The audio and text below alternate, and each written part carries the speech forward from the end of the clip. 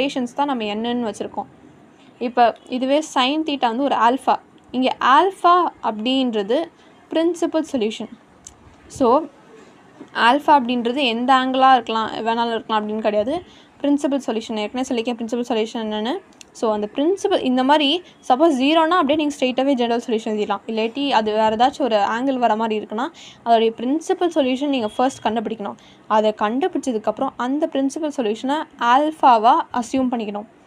So அது கண்டுபிடிச்சதுக்கப்புறம் principal solution கண்டுபிடிச்சதுக்கப்புறம் ஒரு angle கிடைக்கும். இப்போ நம்மளுக்கு இங்கே ஃபார் எக்ஸாம்பிள் காஸ் -√3/2க்கு 5π/6 ஆங்கிளாக கிடச்சதா, இந்த ஆங்கிளை வந்து ஆல்ஃபாவாக எடுத்துக்கோங்க.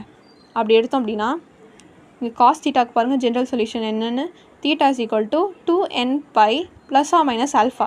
ஸோ இங்கே ஆல்ஃபா அப்படின்றது இந்த பர்டிகுலர் ஆங்கிள் 5π/6. ஸோ இது இங்கே சப்ஸ்டியூட் பண்ணோம், அவ்வளோதான். இங்கே அகெயின் n வந்து நம்பர் ஆஃப் ரொட்டேஷன்ஸ். ஸோ அதே மாதிரி சைன் தீட்டானா theta = nπ + -1 alpha. Okay, again alpha substitute பண்ணோம். டேன் தீட்டானா தீட்டா = nπ + ஆல்ஃபா. ஸோ இதுதான் வந்து ஜென்ரல் சொல்யூஷனும் பிரின்சிபல் சொல்யூஷனும் இப்படி தான் கண்டுபிடிக்கணும். ஏதாச்சும் டவுட்ஸ் இருந்தால் கமெண்ட் செக்ஷனில் போடுங்க. I will try my best to clear them. Thank you.